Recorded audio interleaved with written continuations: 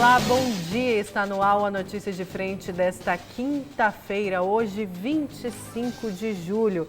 E aqui ao meu lado eu tenho o prazer da companhia do Lúcio Sorge e do Antero Paes de Barros. Bom dia, Lúcio. Bom dia, Nayara, bom dia, Antero, e bom dia a você que nos honra com a sua companhia. Bom dia, Antero. Bom dia, Nayara, bom dia, Lúcio, bom dia ao telespectador e telespectadora. E vamos que vamos, né?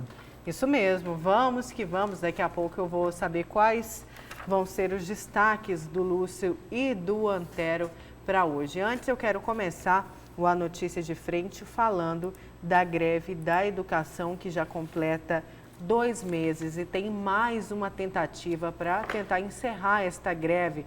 Agora tem aí uma força-tarefa de um lado, o Sintep fazendo cumprindo uma agenda de reivindicações. Eles estão, inclusive, Lúcio e Antero, acampados ali na Assembleia Legislativa, do lado de fora, na área externa, no gramado, e o governo recebe deputado e senador para discutir a greve.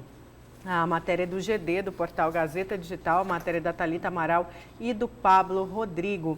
O governador Mauro Mendes se reúne com a deputada Rosa Neide, do PT, e o senador Jaime Campos para analisar a possibilidade de uma proposta para os servidores da educação que estão em greve há 59 dias. A informação é da petista que, junto com o democrata, estiveram na última segunda-feira com Mendes para tratar do assunto. A previsão é que a reunião ocorreu ainda quarta-feira. Aí ele fala o seguinte, a deputada, eu e o senador Jaime Campos conversamos com o governador para tentar uma saída para esta greve. Alguma proposta, alguma sinalização. E agora estamos esperando essa confirmação da reunião. Além dos dois, alguns deputados estaduais também vão participar deste encontro que deve aí buscar uma solução para o fim dessa greve. Antero e Lúcio. Será que agora é possível? Já que vai reunir com a deputada que é do PT. E a gente sabe que tem um cunho político, a greve, tem filiados ali do partido, às vezes uma abertura maior com a deputada Rosa Neide. Será que ela consegue fazer essa ponte junto com o senador Jaime Campos? Uma abertura maior de diálogo, de negociação com a deputada do PT, é isso? Isso, do que com a Assembleia inteira. Não, que eu estou falando assim, uma abertura junto com o Sintep, a deputada, para tentar um ponto, levar um ponto de negociação para o governo do Estado, entendeu? A deputada está querendo que o governo arrume uma desculpa para o Sintep que entrou equivocadamente em greve. É simples assim. Quer dizer, os trabalhadores, eles precisam... Ontem eu estive... Hoje é quinta-feira, ontem foi quarta, eu estive na terça-feira conversando com alguém do governo. Uma fonte, ele me pediu sigilo, me falou em off, e falou assim, colocando várias condicionantes, né? Se a bancada realmente conseguiu o FEX. A bancada federal nossa, do qual fazem parte Rosa Neide e Jaime Campos, até agora não conseguiram oficializar o FEX, apesar de toda a greve em Mato Grosso. Eles não pegam essa greve aqui para sensibilizar os direitos de Mato Grosso lá em nível federal. Ponto 1. Se for conseguido o FEX, se conseguir o empréstimo para liquidar a dívida do Bank of America, e o Estado deixaria de desembolsar 164 milhões agora em setembro e deixará de desembolsar até o final do governo Mauro Mendes, o que serve para fazer um freio de arrumação. E se o projeto do governo for aprovado dentro daquilo que o governo negociou com a Assembleia Legislativa de Mato Grosso e com todo o setor produtivo, se tudo isso ocorrer, em dezembro o governo deve estar mandando data de RGA e data da reposição dessa questão da lei. E isso já foi falado. Da dobra. Talvez eles esperem. Não, mas eles não podem falar aí, porque o Estado não pode dar isso por escrito para o Sintep. Porque são condicionantes.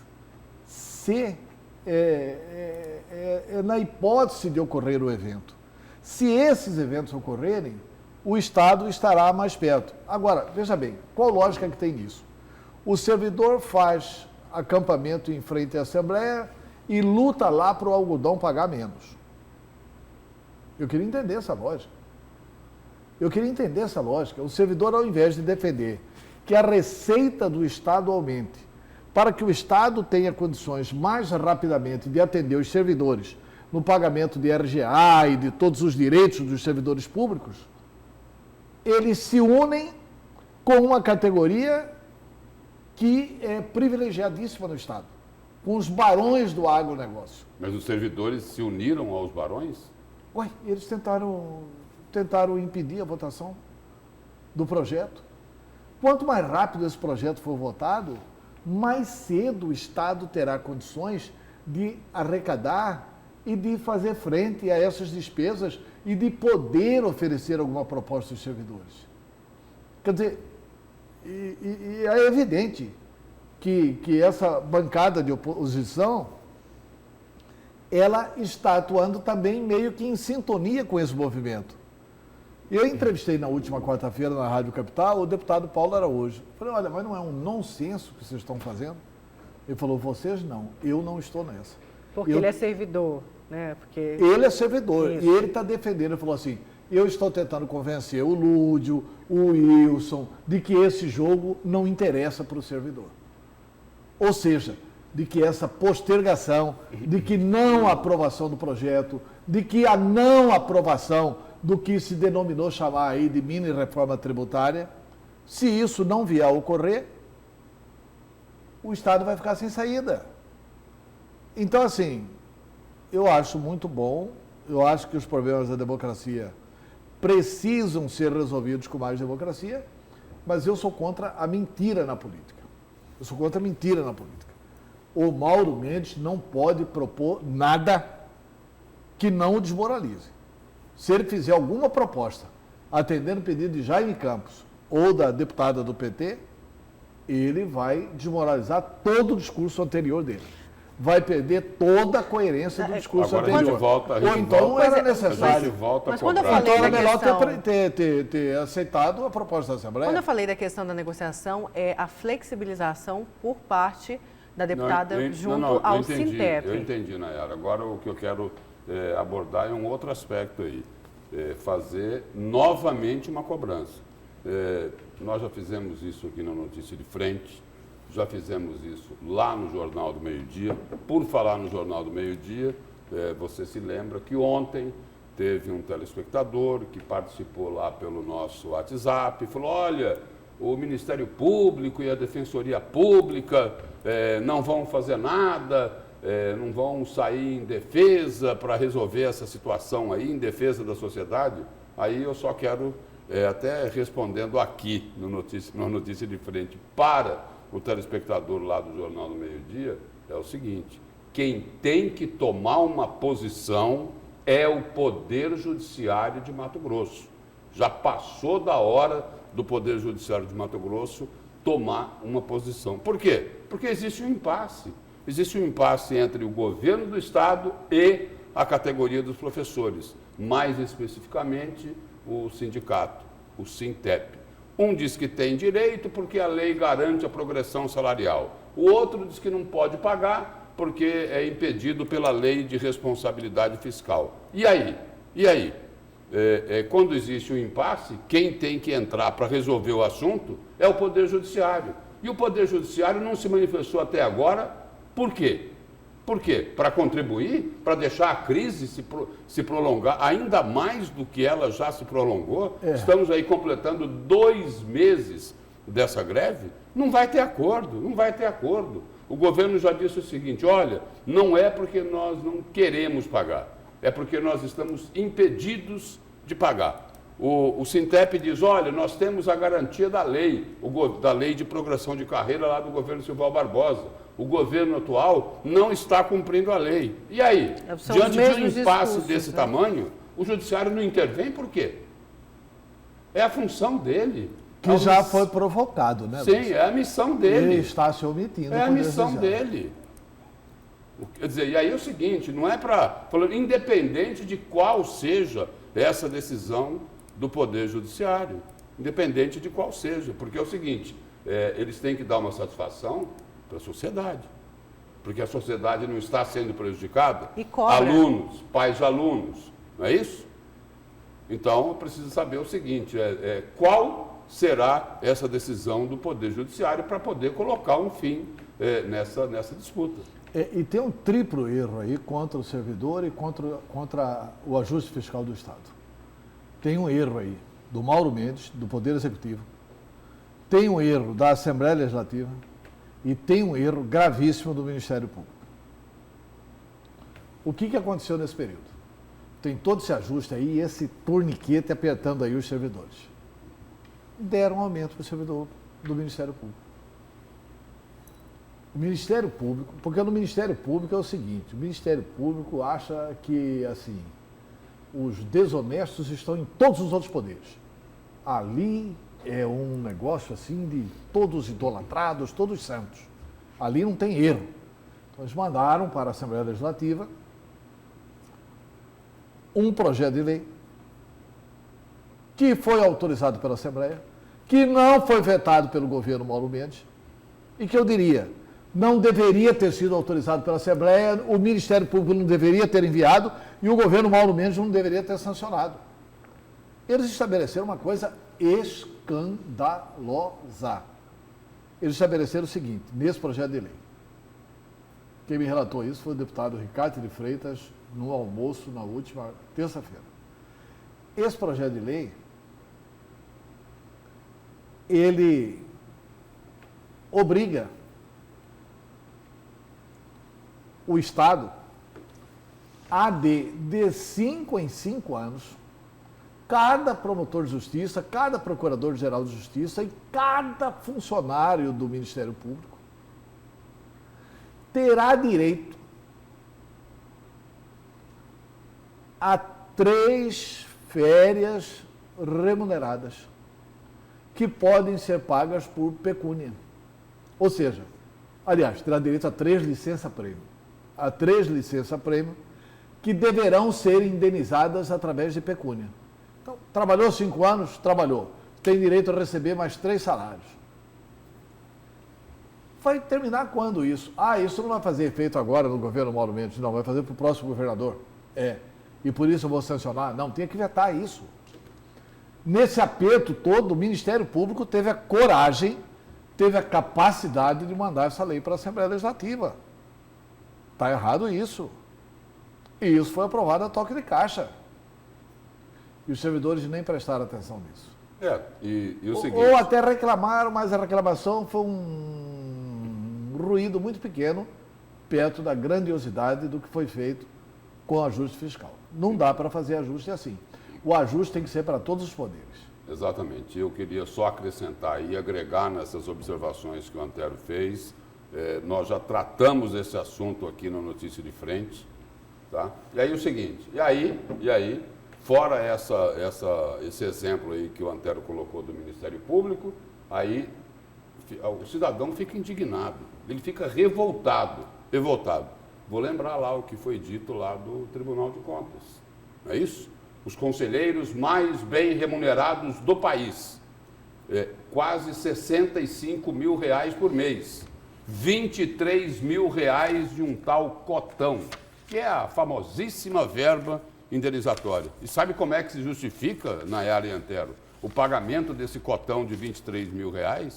Pelas atividades de controle externo dos conselheiros. Espera aí, essa função aí de controle externo é dos auditores, E, de novo, não é verba indenizatória coisíssima nenhuma. Porque é o seguinte, porque eles recebem os 23 mil antes de gastar, ou seja, eles já sabem o que vão gastar, até depois da vírgula, lá no centavo. É 23.300 ou 400 ou 500 alguma coisa, vírgula, alguns centavos. Porque todo mês eles recebem o mesmo valor. Aí tem lá mais 70 mil lá de vale-livro. Nós já falamos aqui, mas é bom repetir. Porque é o seguinte, os maus exemplos nós precisamos mostrar aqui também, né? Isso daí, esses penduricalhos, eles estão praticamente em todos os poderes e instituições. Quer continuar mais um pouquinho? Mostrar mais um pouquinho do absurdo? Os conselheiros que foram afastados pelo Supremo Tribunal Federal em função da delação de Silval Barbosa, eles recebem. Eles estão recebendo o cotão, a verba indenizatória. O Antero colocou aqui, com muita propriedade aqui, no programa, se não me falha a memória, de ontem. Que, olha, um dia precisa acabar isso. Né? Não é só lá no Tribunal de Contas, não. Em todos os poderes, porque é um absurdo isso. É um absurdo. Com tanta dificuldade, e aí as pessoas não se conformam. Né? Porque é que, para um lado, tem tudo e para o outro, quase nada. Ou seja, dá para fazer ajuste em todos os lugares. Dá para fazer ajuste em todos os lugares.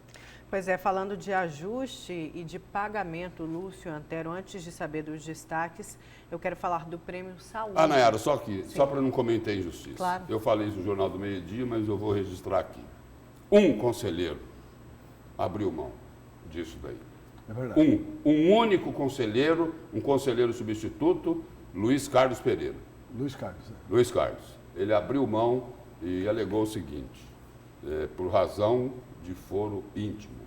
Eu acho o seguinte, ele colocou isso aí para não criar dificuldade com os colegas, porque de repente a justificativa deveria ter sido outra, né? Sim. Tipo assim, para mim é eu tenho vergonha imoral, de receber isso. Para mim é imoral. Mas foi bom ele ter esse comportamento. Sim, não, tudo bem. Sim, porque se ele não se dispõe internamente com os colegas. Mas falando de pagamento, eu quero falar do Prêmio Saúde, porque o prefeito de Cuiabá, Emanuel Pinheiro, decidiu pagar de forma imediata o Prêmio Saúde para os servidores municipais da capital, mesmo com a recente suspensão feita pelo conselheiro Moisés Maciel do Tribunal de Contas do Estado. O gestor citou que esta é uma verba de natureza alimentícia e citou que esta é uma situação de extrema urgência e que e também falou das necessidades de mais de quase 6 mil famílias cuiabanas. Em nota, a Prefeitura explicou que respeita a decisão do TCE, como que determinou a suspensão imediata do pagamento no último dia 5 de julho, mas citou também a urgência dessas famílias em receber o Prêmio Saúde. Tá aí. Parabéns ao prefeito Emanuel Pinheiro.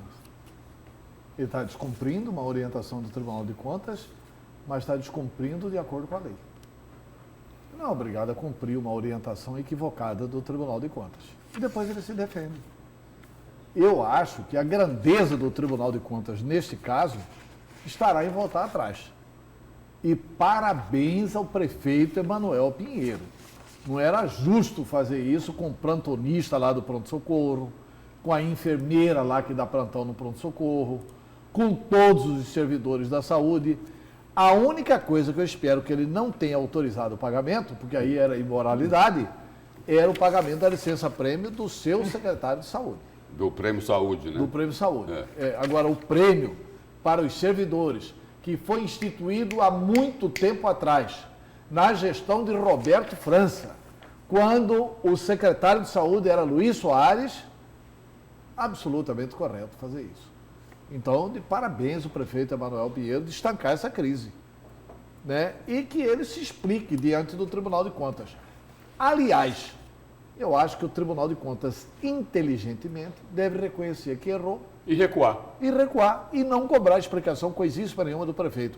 O prefeito fez muito bem, acertou, porque essas coisas precisam acabar. O Ministério Público vive a fazer notificação recomendatória, sem poder, como se aquela casa fosse uma instituição onde o Papa vai lá para pedir autorização para canonizar alguém.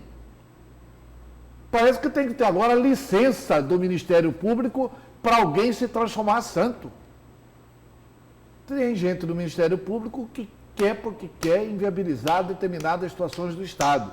Um dos problemas pelos quais o Estado está inviabilizado, um dos problemas pelos quais a greve dos professores existe, é porque o Estado está proibido de se comunicar. Há uma proibição que começou lá com meu amigo, eu sou admirador dele, mas está errado. o promotor de justiça Mauro Zac, que foi lá por causa de um almoço que aconteceu lá no governo Pedro Taques, pediu para a juíza Célia Vidotti, e a juíza Célia Vidotti acha que pode governar o Mato Grosso. Até pode. Ela pode deixar a magistratura, se filiar num partido político, se candidatar, passar na convenção, ganhar a eleição e aí governa Mato Grosso. Eles estão impedindo o Estado de se comunicar quando tem uma regrinha lá no livrinho, o livrinho que eu falo é a Constituição, artigo 37 da Constituição. São princípios da administração pública: legalidade, impessoalidade, moralidade, publicidade. Isso tudo ainda é por conta daquele almoço num restaurante árabe que custou 30 e poucos mil reais. Exatamente, é isso. Aí o Mauro Mendes, que não tem nada a ver com essa paçoca, está proibido de fazer comunicação. Está proibido de fazer uma nota. Está proibido de expor as razões do governo. O promotor Mauro Zac precisa voltar atrás. A juíza Célia Vidotti, eu tenho enorme respeito pelas decisões dela, mas essa decisão da juíza, ela precisa ser contestada. Ela não tem direito de governar Mato Grosso. Se ela quer governar Mato Grosso, ela que se candidata e ganha a eleição. Mas não assim, na canetada e de uma forma que prejudica todo mundo. Porque muita gente confunde. Olha, publicidade, gasto de dinheiro à toa, não. O que o governante não pode fazer é ferir um desses princípios. Legalidade. Prejudica todo mundo, mas o governo do Estado, muito mais. Não, prejudica o cidadão. O cidadão tem direito à informação. Está lá na doutrina social da Igreja Católica. É livre o direito à livre informação. O que o governante não pode é ferir o princípio da impessoalidade. O que o governo não pode é gastar o dinheiro para falar: olha, o terno do Mauro Mendes está bonito, Dona Virgínia está espetacular, mas o seguinte, mas que o Estado tem o dever de informar a população? Tem. Quantos pais de alunos não querem saber qual que é a real situação do Estado? E não podem. E não podem. Eu acho que o Poder Judiciário não pode ficar nessa situação. A doutora Célia Vidotti, com todo o respeito, diz que a ordem de juízo é para ser cumprida, e é mesmo, tanto é que o Mauro Mendes está cumprindo, mas a ordem não pode prejudicar a sociedade. Os pais de alunos não têm o direito de saber a versão do Estado? Os professores do Estado inteiro não têm o direito de saber quais as providências que o Estado está tomando com relação por exemplo, uma das reivindicações do Sintep, que é arrumar escolas públicas? O Estado não tem o direito de anunciar: olha, tem 400 escolas que precisam de reforma e nós começamos a reformar aqui 50 escolas em tal lugar, tal lugar, tal lugar. Isso tem sido feito em entrevistas. A matéria jornalística é jornalística.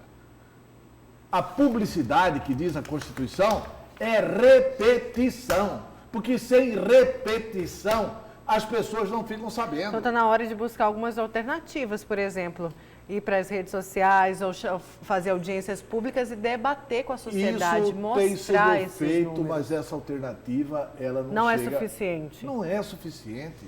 Isso que é uma prova do que não é eficiente. Bolsonaro. Bolsonaro achava que era o rei da mídia social, etc. Está só assim. Está só caindo.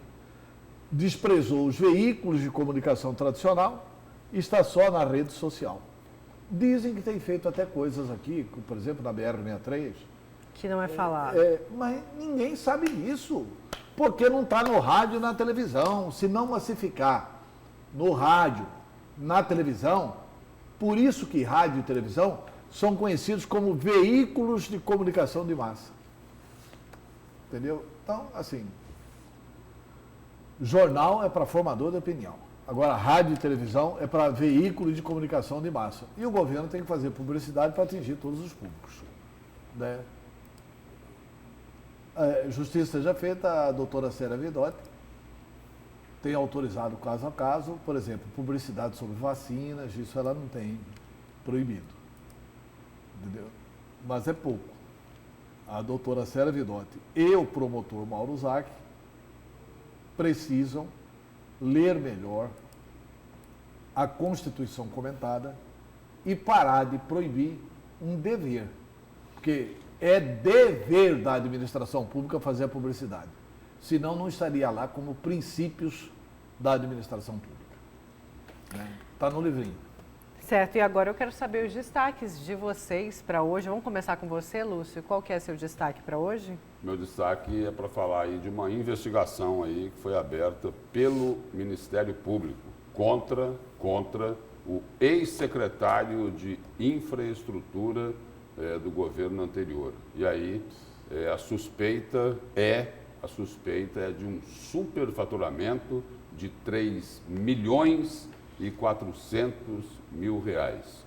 O ex-secretário é o Marcelo Duarte. E aí o objeto da investigação é em cima dos contratos de um grupo, de uma empresa, consórcio via MT.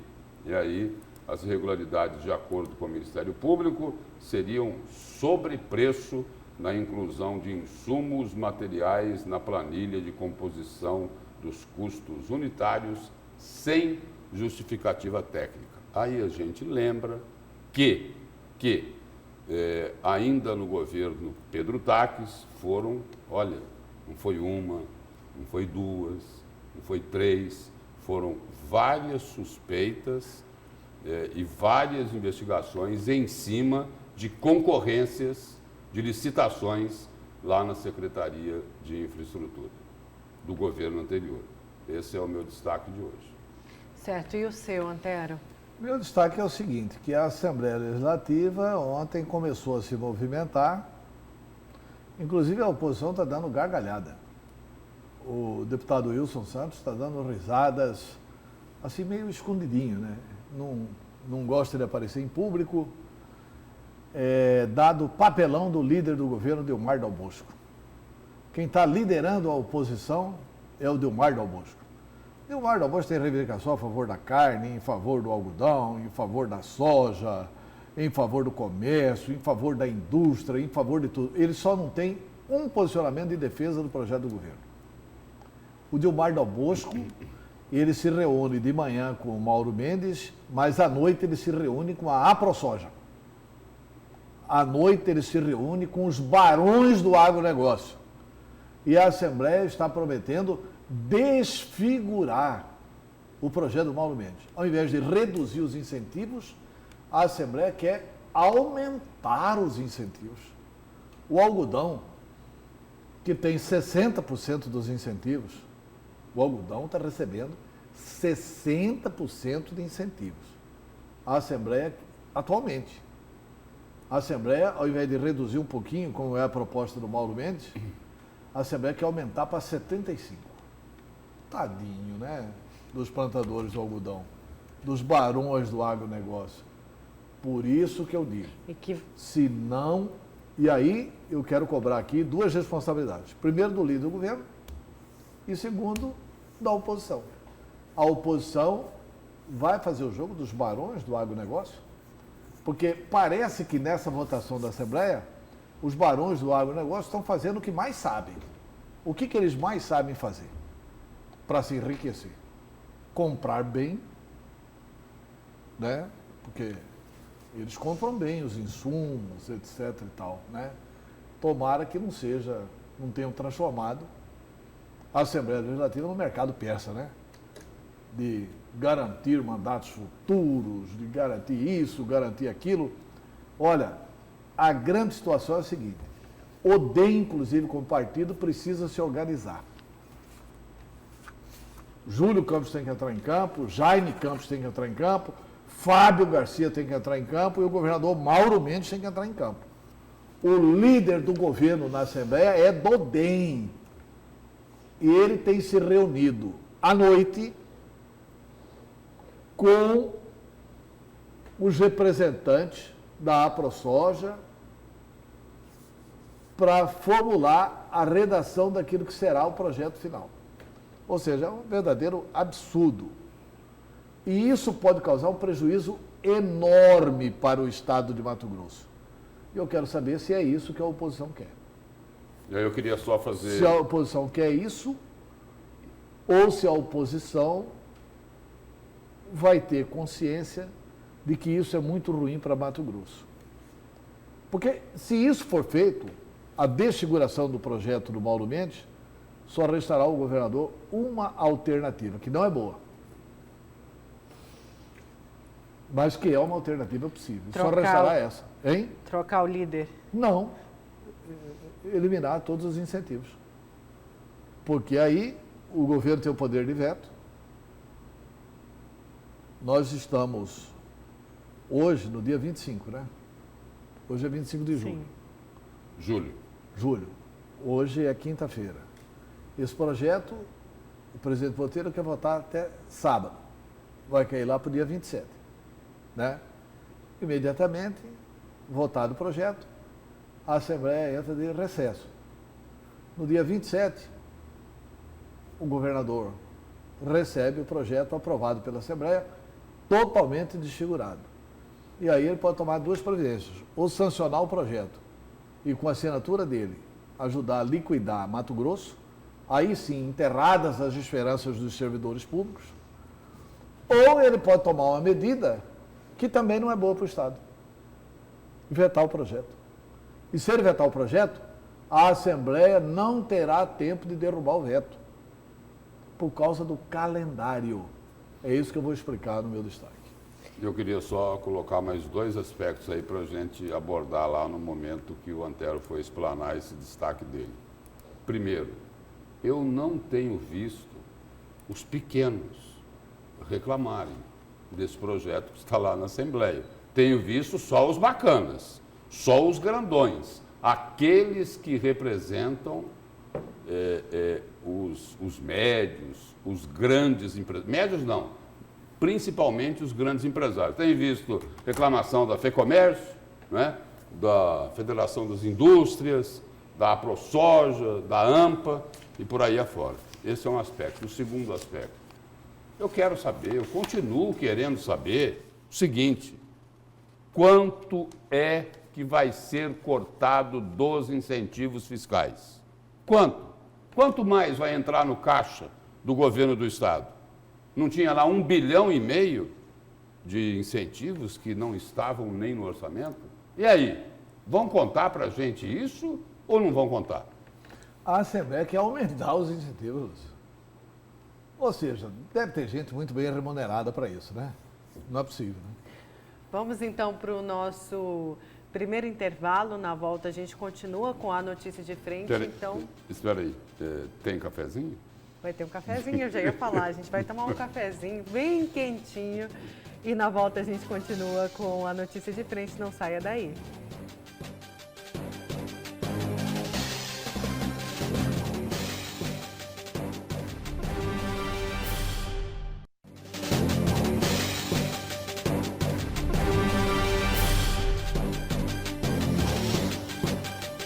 Depois daquele cafezinho quente, a gente volta com a segunda parte do A Notícia de Frente. Olha, vamos falar agora de Grampolândia Pantaneira. O Procurador-Geral de Justiça de Mato Grosso, José Antônio Borges, participou ontem do Jornal do Meio-Dia e ele falou que está fazendo uma investigação interna no Ministério Público para apurar as denúncias dos coronéis e também do cabo relacionados à Grampolândia Pantaneira e ainda negou o envolvimento dos membros do MP nesse esquema de grampos ilegais. Confira na entrevista. Procurador, qual a avaliação aí dessa reunião, dessa conversa com os deputados estaduais sobre essa investigação dos grampos ilegais? O senhor também já determinou algumas providências no Ministério Público para investigar o que foi denunciado. Esse foi o teor da reunião? Perfeitamente, Lúcio, mas o que nós queremos deixar bem claro para a população, através até aqui da Gazeta, dando essa oportunidade, como também para os representantes do povo, os nossos deputados estaduais, é separar bem as coisas. Vamos lá. Grampolândia Pantaneira existiu? Existiu. Onde se iniciou isso? Em Cáceres. De que forma? Através do coronel que tinha lá, que levou essa situação, né, em relação a isso, dizendo que queria investigar policiais militares da região de Cáceres envolvidos em tráfico de drogas e armamento, que houve, inclusive, operações e prisões de policiais devido a isso. E aproveitando disso, Zaqueu, que foi comandante-geral, uma pessoa muito respeitada, nisso ele introduziu números da chamada Grampolândia. O coronel Zaqueu. O coronel Zaqueu, com esse esquema. E fez de que forma? Né? Introduziu esses números, onde o juiz de boa-fé e o promotor lá, né, o juiz Jorge Luiz e o promotor lá da área deram parecer e com ordem judicial. Ao invés desses telefones irem para o guardião, onde tinha um convênio com o Ministério Público, para a própria polícia fazer suas investigações, ou, né, buscar o guardião da Polícia Civil, eles foram para o escritório, que foi montado para fazer isso, onde ao mesmo tempo eles ouviam as questões lícitas, que era da investigação desses policiais e dessas outras pessoas, que o que tudo indica eram informações que não era, porque a interceptação telefônica é para descobrir crimes, não para ver estratégias políticas e nem via da íntima das pessoas. Então foi isso que aconteceu lá, né, onde o promotor de justiça foi investigado pelo Ministério Público, né, e chegou-se à conclusão que houve ali esse uso indevido e foi enganado no seu parecer, como o juiz também foi investigado pela Corregedoria do Judiciário e foi enganado. E esses dois casos foram arquivados por isso. Então, isso é a Grampolândia. Não existe, até prova em contrário, Grampolândia dentro do Ministério Público. Tem outro fato interessantíssimo. O cabo aí, Gerson, né, não sei se já estava lá, não tinha mais justificativa para fazer interceptações em Cáceres. Houve aquele caso da morte de um menino que fazia medicina, um jovem em Sinop. Numa visita política lá do Mauro Zac, que era secretário, juntamente com o coronel aí em relação a isso, olha, nós estamos precisando descobrir isso e fazer interceptação telefônica para descobrir os latrocidas. Houve essa justificativa, o Zac pediu para o coronel fazer isso, né, o Zaqueu falou, não faço, o juiz autorizou. De vez ele trazer essa investigação, seja para o GAECO, seja para o guardião da Polícia Civil, levou para o escritório.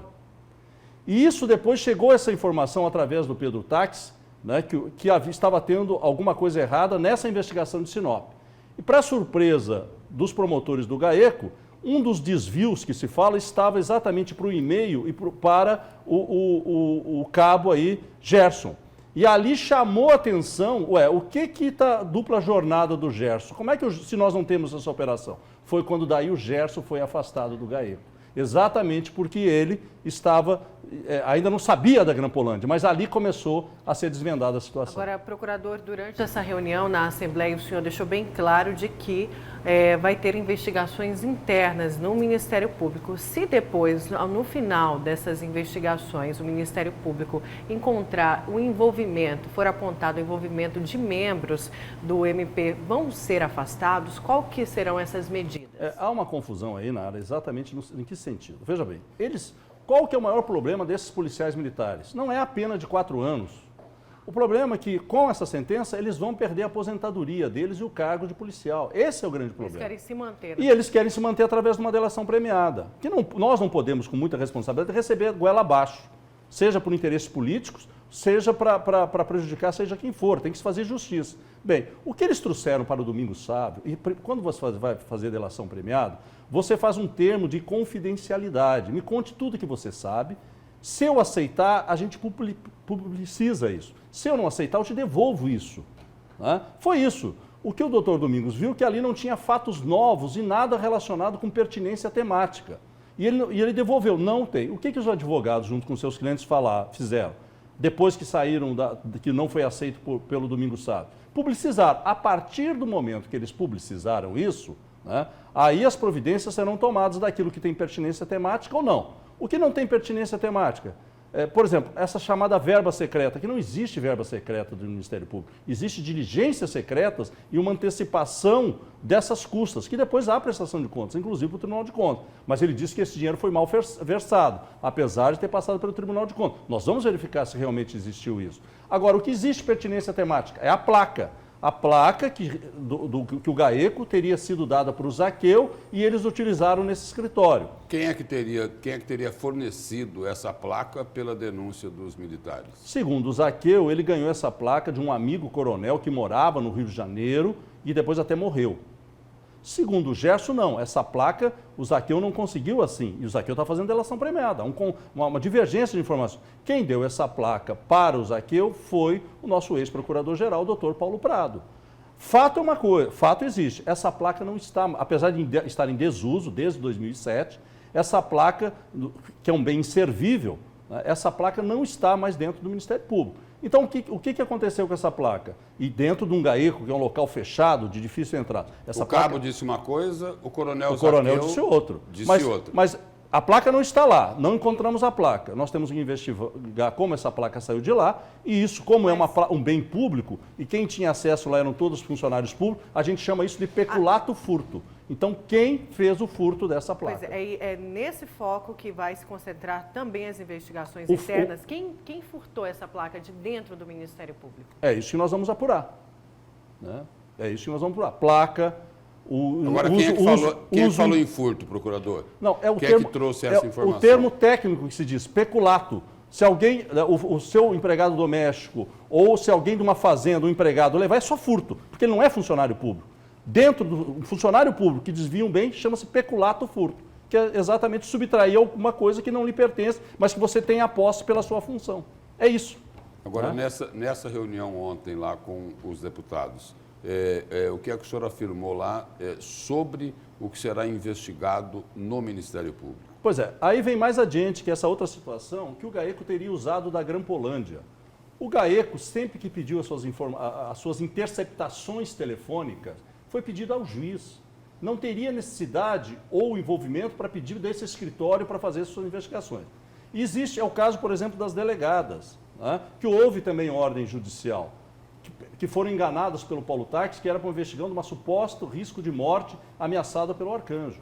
Então as coisas têm que ser muito bem sedimentadas e não misturar as coisas. E daí já vem essa informação que será tudo anulado porque teve Grampolândia dentro do GAECO.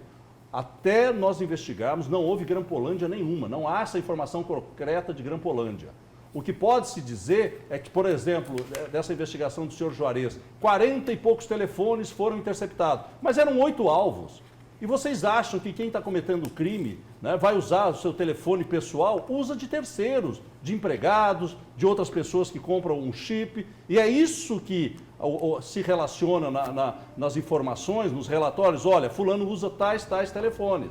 Né? O problema é que às vezes as pessoas vão, por exemplo, no Detran, né, e dizem que, apesar de não estar no seu nome, declaram que aquele telefone é aquele para contato com o Detran. E é assim que a inteligência descobre que ele está usando aquele telefone.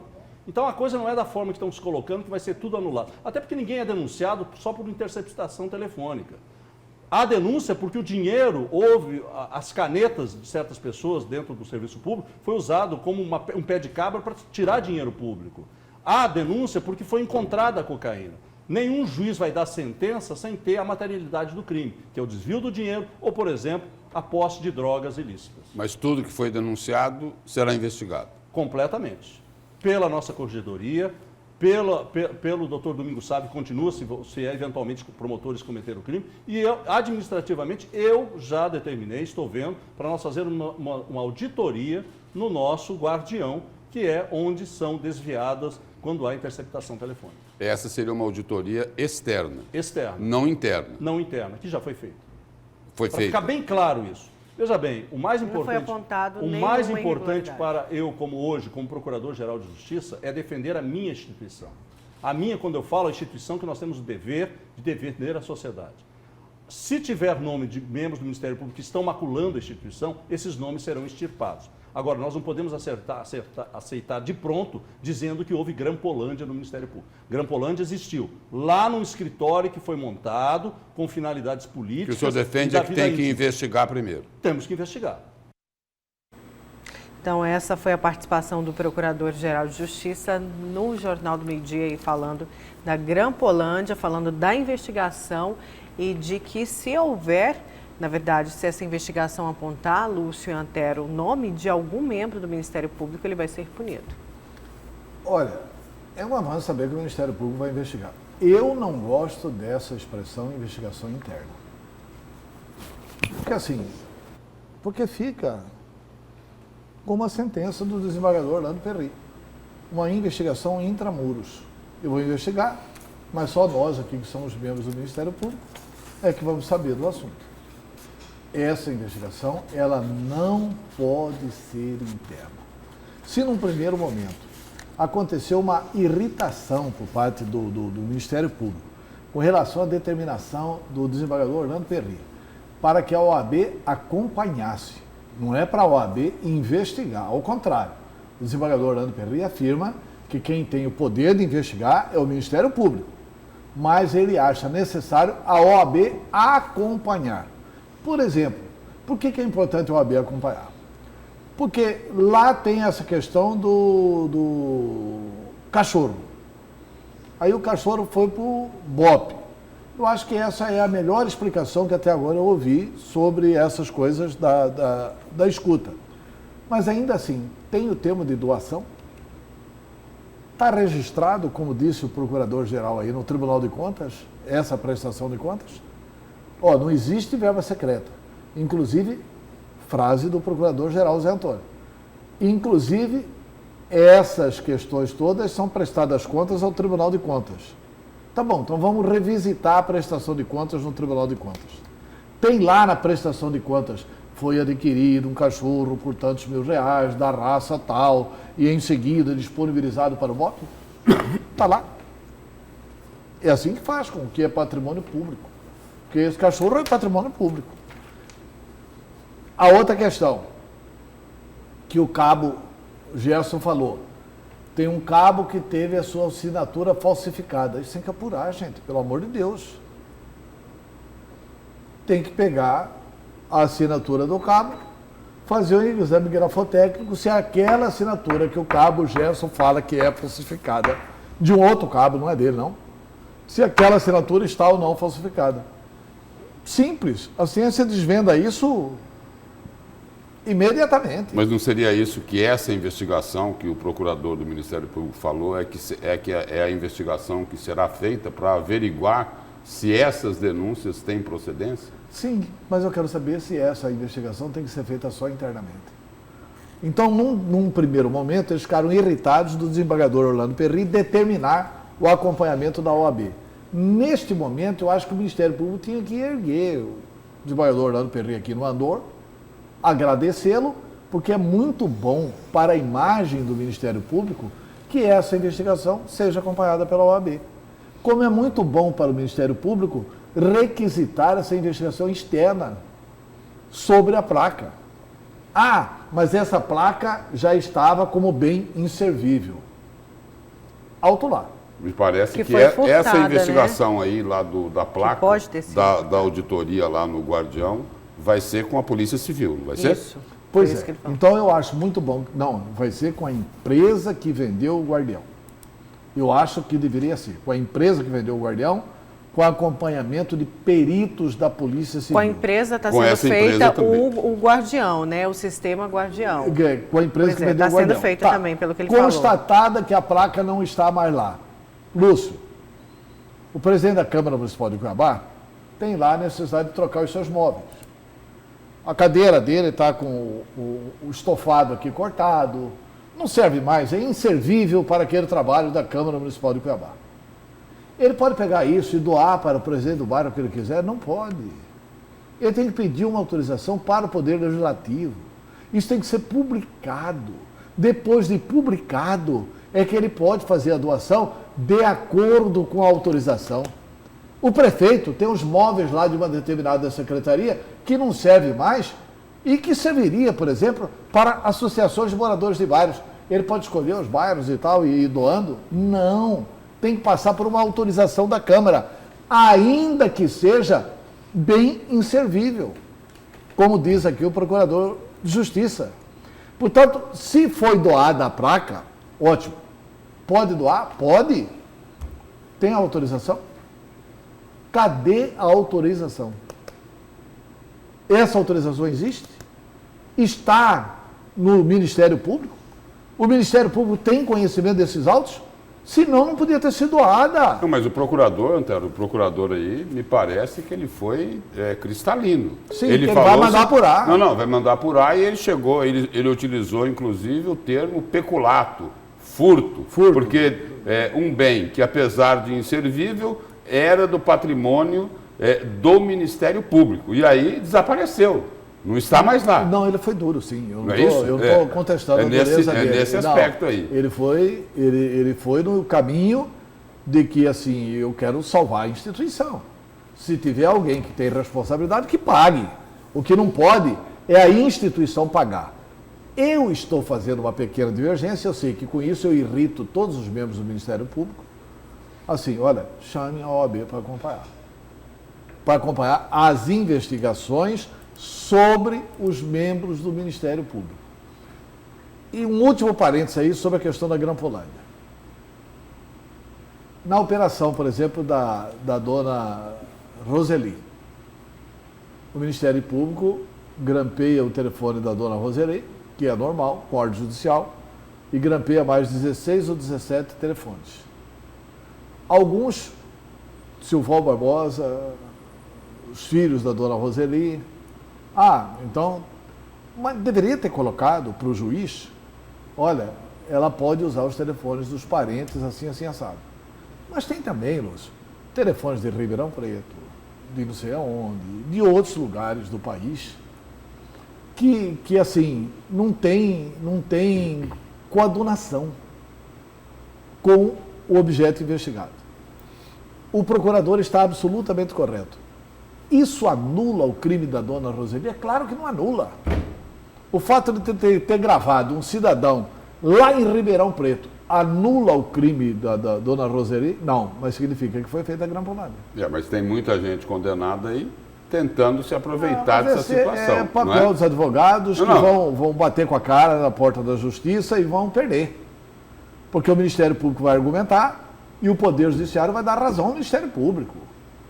Não vai anular coisíssima nenhuma. É papel dos advogados e talvez aí também possa, nesse aspecto aí, possa residir essa resistência aí do Ministério Público em relação à OAB. Não, em relação à OAB com relação a esses grampos. Mas não em relação aos grampos dos promotores. Isso não pode ter essa resistência. Em relação à investigação dos promotores, não pode haver essa resistência. Quer dizer, a questão do Juarez.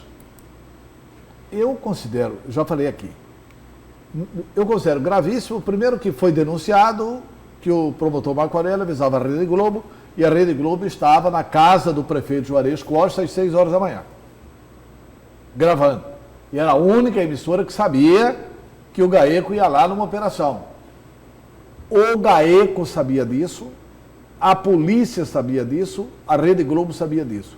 E tem mais uma emissora de televisão que sabia disso. A equipe de campanha contra o Juarez, contra a Rosana. Isso é um absurdo. Por que é um absurdo? Porque mostra que o Ministério Público foi um instrumento de campanha do Pedro Táxi e do Nilson Leitão. E aí, nessa Grampolândia toda, tinha 4 telefones de 46 que tinham ligação com o Juarez. Os outros 42 não tinham. Por que grampeou os 42? Lúcio, isso precisa ser muito investigado, porque nós podemos estar diante de um escândalo estratosférico. Por que tem lá de Ribeirão Preto, de Lucas do Rio Verde, de não sei o quê, que não tem nada a ver com o Juarez? De várias cidades brasileiras. Eu quero indagar o seguinte, só por perguntar, pode ser que algum Ministério Público de um outro estado tenha pedido para o Ministério Público daqui grampear esses telefones de lá? E aí passa a escuta daqui para lá? E será que lá faz a reciprocidade com relação aqui? Quer dizer, é uma questão que precisa ser exaustivamente investigada. Eu acho que a boa república é aquela que pode investigar qualquer um. A Dilma pode ser investigada, o Lula pode ser investigado, o Temer pode ser investigado, Por enquanto, o filho do Bolsonaro não pode. Mas eu acho que todos devem poder ser investigados. Tudo tem que ser investigado. Agora, o que precisa se evitar é uma guerra de instituições. Por exemplo, para saber se as regras elas valem para todos. Por exemplo, lá na Corregedoria do Tribunal de Justiça, a OAB está lá dentro acompanhando as investigações que são feitas contra os magistrados? Não sei. Não. É um questionamento a ser feito também, não é? Porque aí as regras também têm que ser... Não, mas tem uma regrinha. Querendo ou não, mas não tem uma seria regrinha, conflito, mas tem uma gente. regrinha no direito, é o seguinte. A justiça é inerte. A justiça não pode agir por impulso. Tem que ser provocado. Não foi a justiça quem determinou que a OAB fosse acompanhar isso. Foi a OAB quem peticionou, pedindo à justiça que quer acompanhar. Eu estou te noticiando uma notícia crime e acho importante que a Ordem dos Advogados do Brasil seja autorizada para acompanhar. Se alguma instituição pedir para a OAB acompanhar do Poder Judiciário, o Poder Judiciário terá que decidir. Mas se ninguém pedir, o Poder Judiciário, por impulso, não pode indicar a OAB para acompanhar. Alguém tem que pedir. Ou o Ministério Público tem que pedir, ou a OAB, se quiser, tem que pedir. Talvez tenha que se cobrar até a coerência da OAB, porque vocês não pedem para acompanhar também as investigações do Poder Judiciário. Certo, vamos para o seu destaque? Vamos lá, Nayara. O meu destaque de hoje é para falar aí de uma investigação, continuando aqui a falar do Ministério Público. O Ministério Público abriu uma investigação contra o ex-secretário de Infraestrutura do governo anterior, Marcelo Duarte, por um faturamento, ou melhor, por um superfaturamento de 3.400.000 reais. E aí, a empresa aí que teria sido beneficiada seria a Consórcio Via MT. E aí, de acordo aí com o procedimento lá do Ministério Público, uma auditoria que foi realizada pela Controladoria Geral do Estado no início deste ano, detectou que os pagamentos efetuados entre 2017 e 2018 tiveram sobrepreço, causando prejuízo financeiro à administração em virtude da elaboração de planilhas de custos com sobrepreço, resultando em superfaturamento. E aí, esse documento aqui é assinado pelo promotor de justiça, Célio Fúlio. As irregularidades, de acordo com o Ministério Público Estadual, seriam sobrepreços na inclusão de insumos materiais na planilha de composição dos custos unitários, sem justificativa técnica, insumos, atividades e serviços constarem diretamente na planilha de composição de custos. Além do ex-secretário, o consórcio Via MT também será investigado para apurar possíveis ilegalidades, nulidades ou atos de improbidade administrativa e também dano ao erário que possa ter sido praticado.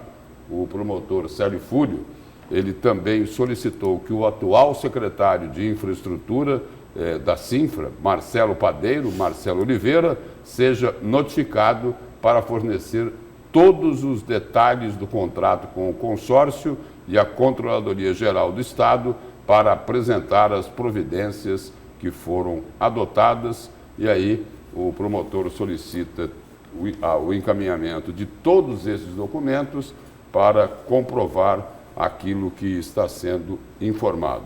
A gente só lembra aqui, para registrar, que em 2018, né, no ano passado, várias licitações lá na Secretaria de Infraestrutura do ex-secretário Marcelo Duarte foram colocadas sob suspeição. Umas pelo Tribunal de Contas e outras pelo próprio Ministério Público Estadual. Ou seja, se existem suspeitas, essas suspeitas devem ser investigadas, porque só nesse caso aqui, a suspeita de superfaturamento é de 3.400.000 reais. E teve também uma suspeita lá sobre aquela questão das pontes, né? Lá a suspeita era de um sobrepreço, mas muito, muito maior do que esse aqui, de 3 milhões. Lá o seguinte, a suspeita que foi levantada é de que existiria um superfaturamento de nada mais, nada menos 60 milhões de reais. Porque todo aquele custo lá das pontes, né, tinha até um kit, né, com nome estranhíssimo, né? O nome kit de transposição, comprido, não sei do que. Só engenheiros pós-graduados sabiam falar aquele nome. O nome técnico. Mas aquilo foi cancelado, não foi? E o custo... Não, sim, eu só estou relembrando o que foi denunciado. O que seria, né? O que seria, né? Entendeu? Porque teria um custo lá de 200 milhões, o projeto todo, e aí o sobrepreço seria de 30%, que são esses 60 milhões de reais. É isso aí. Muita coisa, né? E que pague dessa vez, que não fique impune, né, Lúcio? Porque, mais uma vez, se comprovado. Porque, mais uma vez, a sociedade se sente lesada e precisa aí de uma comprovação e de uma punição, no caso da comprovação. E isso recai sobre um dos melhores secretários do governador Pedro Táxi. O secretário que mais deu respostas positivas ao governo Pedro Táxi, que foi o Marcelo Duarte, né? O Marcelo Duarte dava entrevista para nós aqui, era um realizador do governo. Era onde as coisas andavam mais ou menos, né? Num governo que foi uma tragédia e um atraso grande para Mato Grosso, né? O governo Pedro Táxi. Olha, e antes da gente ir para o intervalo, eu queria falar um pouquinho da Operação Spoofing, que é da Polícia Federal, que prendeu os hackers acusados de invadir o celular do ministro Sérgio Moro. Quero trazer aqui algumas informações de que o grupo de hackers pode ter feito mais de 1.000 vítimas, é o que aponta uma apuração da Polícia Federal. A Polícia Federal vai mostrou numa apresentação passo a passo das investigações que permitiram chegar ao grupo de hackers que invadiu o celular do ministro Sérgio Moro. Quase 1.000 outras pessoas, isso entre os poderes executivo, legislativo e judiciário, teriam sido alvos destes hackers. Você pode ter sido hackeado e nem está sabendo, disse aí uma fonte da Polícia Federal para a imprensa. E falando dos presos, Lúcio Antero, um dos presos pela Operação Spoofing da Polícia Federal, Gustavo Henrique Elias Santos, disse que viu mensagens interceptadas do ministro Sérgio Moro no celular de Walter Delgatti Neto, também preso nesta operação. Segundo relatos do Gustavo, o Vermelho, que era o apelido do Walter, mostrou para ele algumas interceptações de uma autoridade. Isso, informação do Gustavo. Vai ser, inclusive, esse depoimento que ele vai dar ainda esta semana. Eu também quero destacar uma outra notícia que vem dessa força-tarefa da PF, que encontrou atalhos para o celular do ministro da Economia, o Paulo Guedes, no computador de um dos suspeitos, ou seja, ele também estava sendo monitorado e pode ter sido aí, inclusive, ter interceptado, que eu ia falar, mas pode ter sido, inclusive, ter tido aí as conversas hackeadas. A polícia ainda não conseguiu chegar a fundo nessa investigação para saber se foi ou não hackeado, mas ele já estava sendo monitorado. Mas vai chegar pelo seguinte, porque tem algumas informações aí relevantes sobre isso. Primeiro... E foi essa semana, parece, semana passada, antes de deflagrar a operação, que estavam tentando invadir o computador do ministro. Não, assim, mas tem duas coisas aqui que eu acho relevantíssimas. Primeiro, que numa das residências onde teve busca e apreensão, o cidadão era hacker e era um DJ. E foram encontrados 100 mil reais que foram apreendidos desse casal. Mas quanto tem 100 mil reais em casa? Não, isso é porque eu ganhei como DJ. A gente sabe que a profissão de DJ ganha o quê? 600 reais por noite? 800?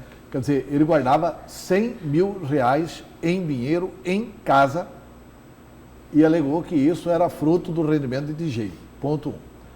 Ponto 2, que é uma outra questão importantíssima. O líder dos hackers, Walter Delgatti Neto, começou a negociar uma delação com a Polícia Federal. Uma delação premiada. Porque é importantíssimo. Isso é um crime gravíssimo, gente. É importante saber quem que mandou fazer isso. Quem mandou fazer isso? Isso que é relevante fazer. Eu acho que a turma que estava animada aí com o Intercept Brasil, que o Moro ia se enfraquecer, que o Moro ia cair, etc. e tal, com a prisão desses cidadãos aqui, isso pode inverter.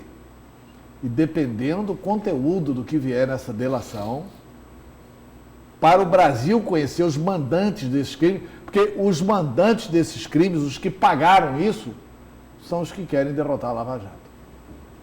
Então, são mais de milhares de telefones que foram grampeados de autoridades e hackeados, né? Ouvindo conversa, bisbilhotando. Tem que ver a quem que essa turma é ligada. Eles achavam impossível a Polícia Federal chegar a uma conclusão. E eu tive a oportunidade de relatar aqui uma entrevista que eu vi de um hacker que com 12 anos de idade foi preso porque invadiu um banco e roubou 60 milhões de reais. Ele falou, eu desvendo isso em 15 minutos. A Polícia Federal demorou mais tempo, mas desvendou. Está começando a desvendar. Pode demorar. Vamos depender agora dessa delação do senhor Walter Delgato Neto. Tomara que ele confesse tudo, sem deixar nada para trás. Porque quem está por trás disso, né, o mandante tinha todo o interesse em detonar a Lava Jato, porque senão não tinham sido publicados aí os diálogos, as conversas de Sérgio Moro com os procuradores da Lava Jato. E aí o seguinte, da Grampolândia Pantaneira aos grampos do Planalto. Do Planalto, isso mesmo. Vamos então para o intervalo, respirar de tantas interceptações, Lúcio?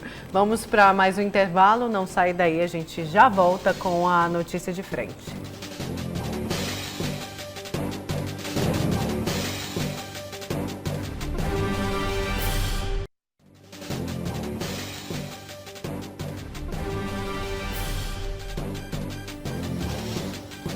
Voltamos com a última parte do A Notícia de Frente. Vamos falar de economia.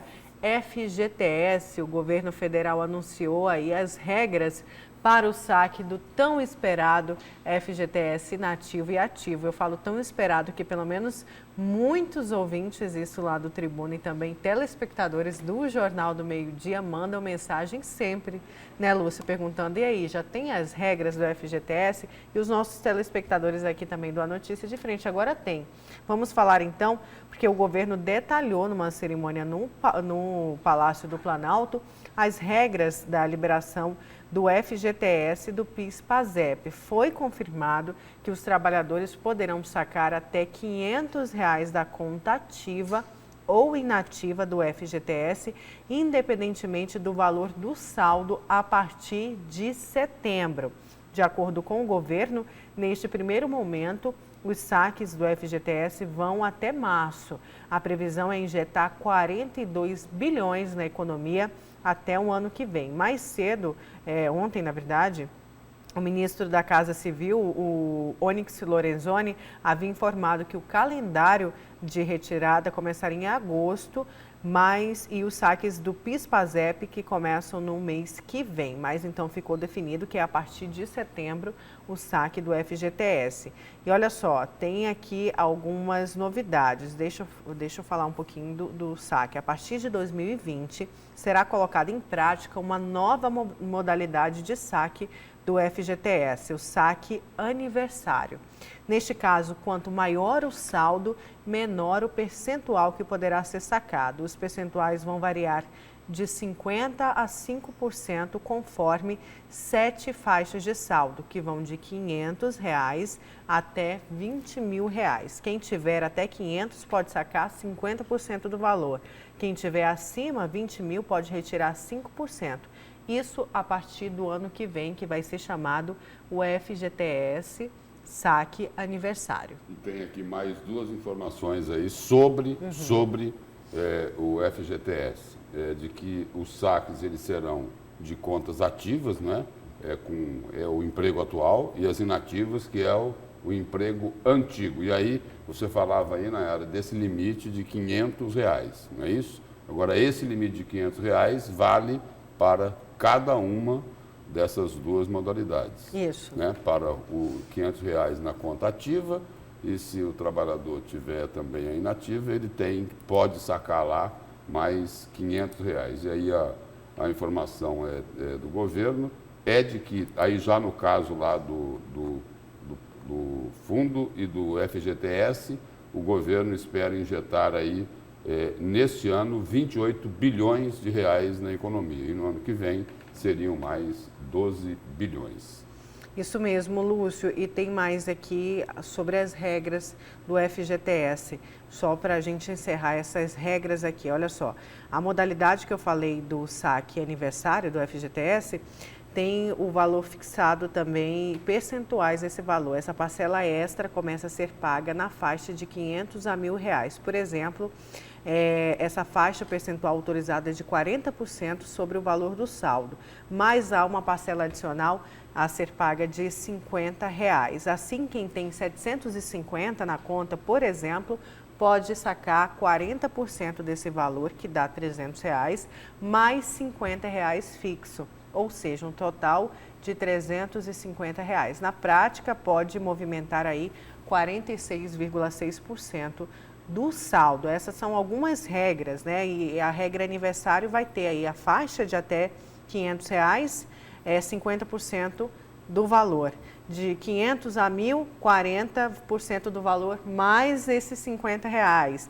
De 1.000 a 5.000... Mais 50 ou 500? Mais R$50. Ou seja, você tira 40% do valor e pode tirar mais R$50 mesmo. E de 1.000 a 5.000. Esse do fundo de garantia? Do FGTS, do saque aniversário, isso. De 5.000 a 10.000, por exemplo, você pode sacar 20% mais R$650. Mas isso é para o ano que vem? Esse é para o ano que vem. Agora está liberado os R$500 de contas ativas ou inativas a partir de setembro. Que vai resolver o seguinte, vai resolver para o comércio. Né? Isso. Para o comércio vai resolver. Agora, porque, não sei, se eu estiver enganado, me corrijam, não é? R$500 aí para o trabalhador não vai dar para ele resolver muita coisa, né? Não, vai resolver para os pequenos, né, Lúcio? Para os pequenos. Para o cidadão que precisa fazer esse saque, para comprar um botijão de gás, para comprar um fogãozinho. Isso que eu falei. Esses R$500 dele é o seguinte. Resolve para o comércio e para o pequenininho. Eu tenho um dado aqui... E para os trabalhadores pequenos. Aliás, é uma medida socialmente correta do governo. Tem essa pergunta do Lúcio, esse questionamento. Eu tenho um dado aqui, Lúcio, do SPC Brasil, que aponta que esses R$500 podem pagar a dívida de quase 40% dos inadimplentes brasileiros. O valor médio dessa dívida de inadimplentes no país é de R$3.252. Quando o Ciro falou na campanha eleitoral que ele pagaria a dívida, a turma zombou do Ciro, depois ele explicou e todo mundo teve que concordar com o economista Ciro Gomes. Né? Mas essa medida do governo Bolsonaro é socialmente correta. Vai injetar dinheiro na economia e isso é bom para todo mundo. Isso mesmo. Agora, vamos para o seu destaque, Antero? Vamos. O meu destaque é o seguinte, é que o equilíbrio fiscal do governo de Mato Grosso está em risco. Por que está em risco? Porque a Assembleia Legislativa pode, não é que vai, ela pode desfigurar o projeto do governador Mauro Mendes. Eu li ontem uma importante matéria de um repórter que eu respeito muito, que é o Douglas Trielli, do Media News, e ele apurou, ouvindo os deputados, ele faz a cobertura do dia a dia da Assembleia. E é um repórter muito correto, ele é muito factual, muito fidedigno ao que informam a ele. E ele apurou o seguinte, que a maioria dos deputados não está resistindo à pressão dos segmentos do agronegócio, comércio e indústria, e a tendência é que, ao contrário do que quer o governo, os incentivos, ao invés de diminuir, vão aumentar. E ele cita o exemplo de que o temor do governador Mauro Mendes é que com essas distorções, o equilíbrio fiscal que poderia ser atingido já em 2020, eu disse ontem e repeti hoje aqui, que o governo do estado prepara para o final do ano um pacote de bondades para estabelecer ou restabelecer o pagamento da RGA no ano que vem e para tentar estabelecer também a volta do pagamento da dobra do salário. Se o governo fosse contra o pagamento da dobra do salário, o governo já teria mandado um projeto para a Assembleia Legislativa. Tanto não é que ele não tocou nesse assunto. Ele apenas está dizendo que agora não pode pagar. Mas assim, o temor do governador é que com essas distorções a serem aprovadas pela Assembleia, o equilíbrio fiscal que poderia ser atingido já em 2020 sofra um atraso maior e prejudique a gestão, inclusive na concessão da revisão geral anual e no cumprimento das leis salariais. Aí, um dos exemplos da mudança do ICMS que a Assembleia poderá fazer é o seguinte: os deputados estão conversando, eu não sei como que isso forma maioria na Assembleia Legislativa, porque isso é defender o baronato do agronegócio. Isso aqui é defender os super ricos, né? A prever redução de incentivos, mas os deputados podem manter ou elevar o crédito presumido do valor do ICMS. Na questão do algodão, por exemplo, o governo oferece hoje uma renúncia fiscal de 60%. Os deputados podem aumentar essa renúncia fiscal para até 75%, ou seja, aumentando a renúncia fiscal dos barões do agronegócio.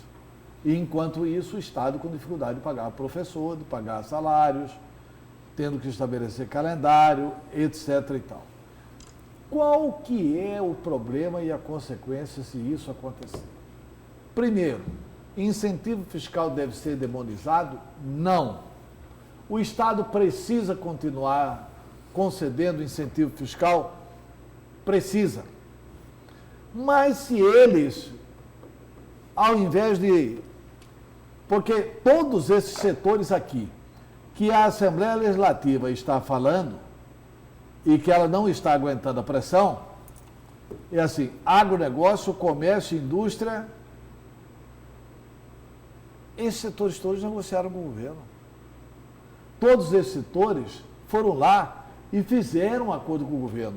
O setor do etanol foi lá e fez um acordo com o governo. O que o governo quer que vota não é o projeto original, é o acordo negociado com o setor do etanol. Os próprios barões do agronegócio fizeram um acordo com o governo recuou, cedeu em muitas coisas para os barões do agronegócio. E aí eles ganharam no acordo com o governo e por trás continuam as negociações com a Assembleia Legislativa. Na terça-feira à noite, foi publicado, tomara que o meu amigo doutor Xisto, eu fiz um curso de pós-graduação em Direito Constitucional, junto com o Xisto, no Instituto de Direito Público do ministro Gilmar Mendes.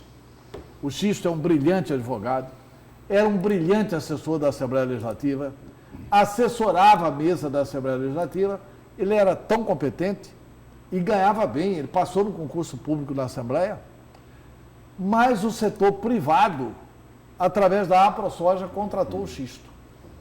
Então o Xisto hoje trabalha para o setor do agronegócio. Ele trabalha para a soja, trabalha para o pessoal do algodão, trabalha, enfim, para o setor produtivo de Mato Grosso.